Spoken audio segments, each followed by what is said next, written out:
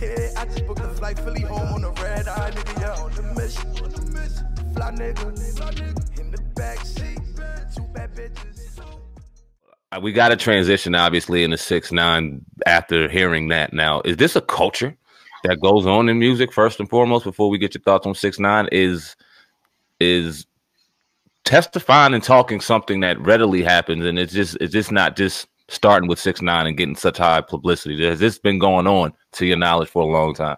Man, being on law enforcement, everybody talk eventually. People, I don't know niggas that tell on their mama, to be honest. So I don't just put it as a rap industry culture. It's niggas talk a lot and say a lot of what they want to do or won't do and all of that. Until you getting those Social Security digit numbers thrown at you and all of that, if it generally don't affect somebody you really, really love or yourself, I think it's in everybody, man. Not everybody, but 90% of people. Yeah, that's pretty crazy. No, speaking of, that 6ix9ine, how do you feel about right? I'm not saying it's right. I'm just it's just a fact. I mean, look at our poll. That's somebody on y'all that's real big. I mean, it's happened. But anyway. Yeah, Tekashi 6ix9ine is running his mouth right now, telling on everybody, Jim Jones, Cardi B. We can go down the laundry list of people that he's implicated over the last few days. Do you feel like he is justified in doing what he did? Because, the videos came out. He got kidnapped by that particular, that blood set. It looks like they was messing with his girl, supposedly extorting him. How do you feel about him telling? You think he's justified or not? Yeah, it's something like that, and you feel you have to do it if you're attacking one person. Okay. If you attacking me because I slept with your girl and you're that much in love with her, and I kidnapped you and had you kidnapped and held for ransom. But like you just said, Cardi B ain't did nothing to the man. Jim Jones ain't did nothing to the man. And I think it's about 15 or 20 other dudes that's on that indictment that haven't done anything to him, but have his back or try to, gave him the confidence to speak like he was speaking and saying, check my gangster. Isn't that what he said? Mm-hmm. My gangster or whatever. He wasn't talking that to the government. He was talking that to street dudes, right? When he went walking around in Chicago and all of that, he did all of that because those dudes had his back. And now you're going to try to bring him down because some numbers getting thrown at you. That's a problem. Like I said, snitching is snitching, but I might give you a little pass if it was just Shotty that did all of these things to him. And he felt that was his way of getting back with him because Shotty should have known better anyway when you're dealing with somebody that didn't grow up in the sandbox with you. And you just found in a grocery store or in a deli and you put him on 3 or 4 years ago and now you're doing all of this dirty stuff with him and you think he's going to hold tough. You're supposed to be smarter than that if you're on the streets too, in my opinion. Speak on Shotty. You were on the record to say you think he's about to snitch too, right? Why do you think that? Well, I think for the crimes that he was accused of and the number that he was facing, not only in state court, but in federal court, and for that state case to get dropped or pled time served, and then let's go over to the federal court, 15 years. It's a hell of a deal, man. It's a hell of a deal, and somebody else talking in that circle. And somebody else been talking. Your boy 6ix9ine was talking before he got arrested. Mm-hmm. They had contacted him. You go listen to that Breakfast Club interview, the second one. Mm-hmm. And it's written all over your face. Oh, that song is written all over your face. It was written all over his face that he had a change of heart about those brothers and all the stuff he was talking. The Breakfast Club interview prior to that. Is it possible he was ever an informant? We threw that conspiracy out there or that thought out there. Is it ever, in your estimation, that he was ever in this to do this shit all along? Nah, because then he wouldn't be sitting in there where he's sitting now. They wouldn't have put him on blast like that. Okay. They would have just had a whole bunch of tape recordings. So there's a whole bunch of times he could have had some nice stuff, tape, videos, and all of that on him, and nobody would have ever expected a thing. So no, I don't believe that. But I believe he knew what was coming. He knew it was coming.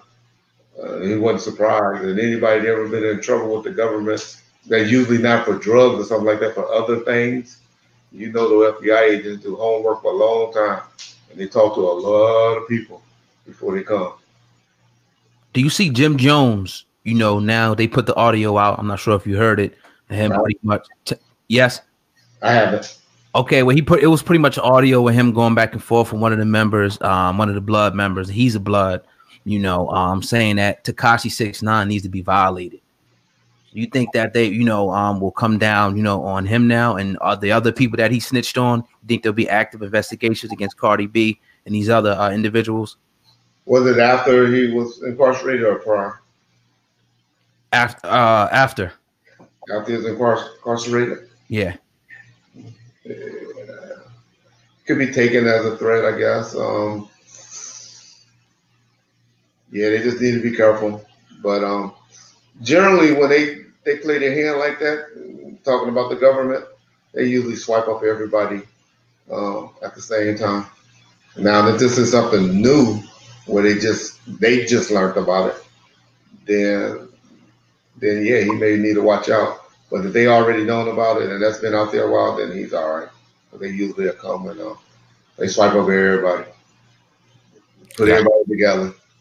Yeah, that's good for Jim Jones. You guys talked on the podcast today, and Alex Alonso and Mob James, or I don't know more so Mob James, but definitely Alex Alonso compared Tupac and 6ix9ine situation. You disagreed, but just talk about that a little bit. What you guys are talking about on the podcast in regards to the comparison, and then your opinion on that. Man, those dudes that I got the podcast with, they just be talking. Man, they don't be studying before they come in, and they just be talking. They was my niggas, but they yeah, those two, Alex for sure seems to have a problem with Death Row and Tupac and Suge as a whole. James, he gets a bag of not liking Pac and having a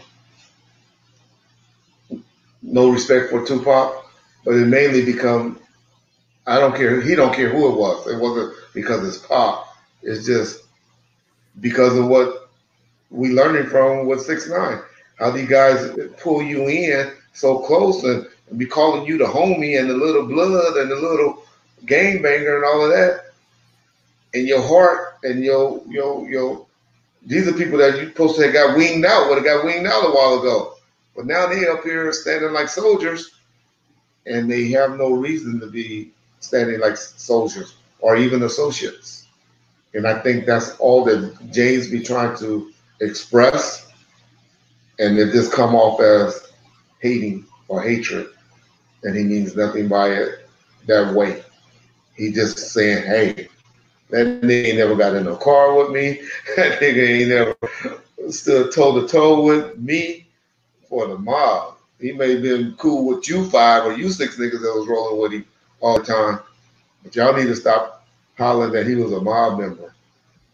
And, okay, I'll give him that. But Pac was loyal to who he was with. I don't care if it was whoever it was, he was loyal to that particular person, in my opinion. And that's all I was trying to correct him and say, hey, Pac was loyal to what he felt was right. And that's why you had that incident with the shooting of 2 white men that later learned to be cops. He didn't care that they were cops. He didn't know that they were cops or suspected that they were cops. He just thought they were 2 men or 2 white men that was taking advantage of a black man. And he couldn't stand by and let it go down. I don't think it would be ever in Tupac's DNA to sit on the stand and point people out. Not just correct me if I'm wrong. I don't see that in it. Yeah. And, you know, that's where the unfairness of what they really were saying. But I don't think that's what they meant. I really don't. Yeah, it seemed like they were trying to compare the fact that he didn't really come up in that element too much. Yeah, they threw Chris Brown in there as well and things like that. We understand that. Right, definitely. But yeah, man, that's all I got on this side of the table. We hit about hour and 10 minutes. If you got a few more minutes, a few more questions.